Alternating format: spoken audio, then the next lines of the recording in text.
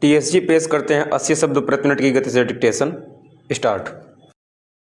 महोदय, सामान्य, आर्थिक, सेवा और सामाजिक घटना के रूप में पर्यटन स्वतंत्रता के बाद की देन है। यह एक ऐसी प्रवृत्ति है जो विश्व में सर्वत्र प्रकट हो रही है। पर्यटन सबसे बड़ा निर्यात उद्योग बन गया है।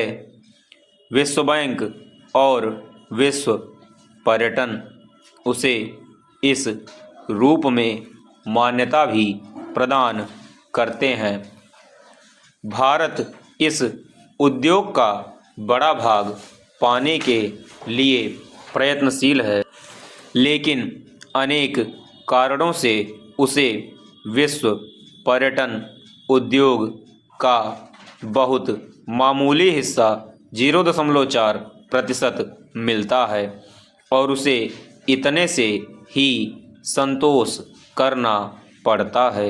लेकिन प्रयास जारी रहेंगे और इस बात की पूरी संभावना है कि भारत विदेशी पर्यटकों की प्रिय मंजिल बनकर रहेगा।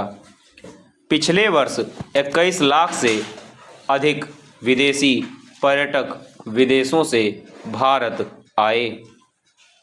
निस्संदेह 10 करोड़ से अधिक देशी पर्यटक देश में एक स्थान से दूसरे स्थान पर गए। पूर्ण विराम चेंज।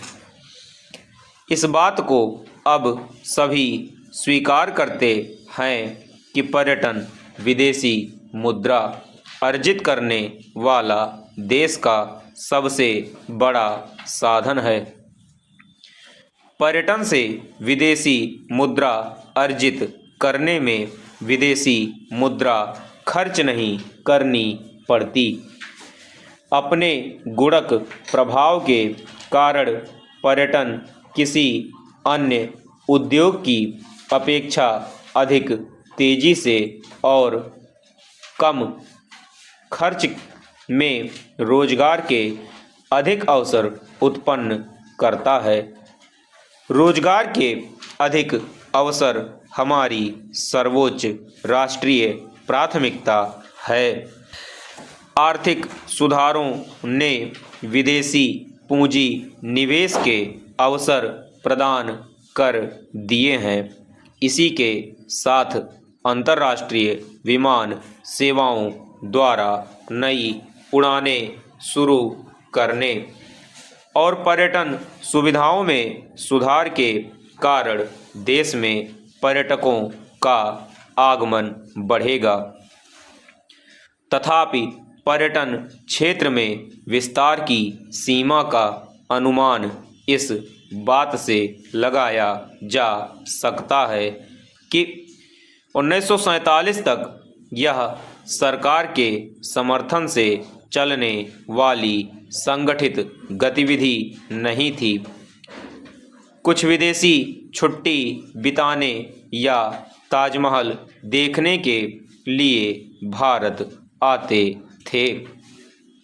उस समय पैकेज टूर बड़े लीग होटलों अथवा घरेलू विमान सेवाओं की जो यात्रियों को आमोद प्रमोद के स्थान पर ले जा सकें व्यवस्था नहीं थी।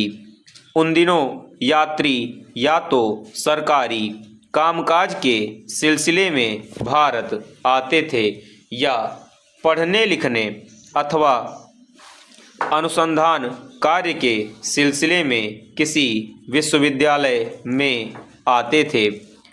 घरेलू यात्री मुख्य रूप से तीर्थाटन या परिवार के सदस्यों से मिलने या शादी ब्याह आदि के लिए यात्रा करते थे।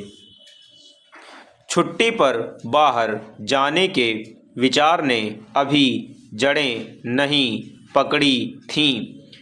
पहले सभी प्रांतों में प्रशासन गर्मी के दिनों में पहाड़ों पर